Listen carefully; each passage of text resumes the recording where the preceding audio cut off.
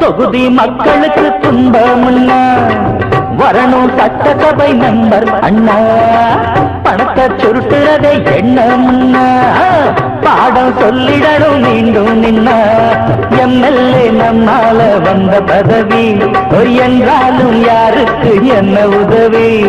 எல்லாத்துக்கும் நோட்டு வைக்கத்தான் ஏழைக்கும் பாழைக்கும் ஆகாது.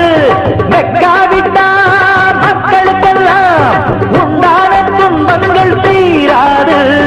இதை கேட்க துணிஞ்சாக்க இது போல் தவறு நடக்காது.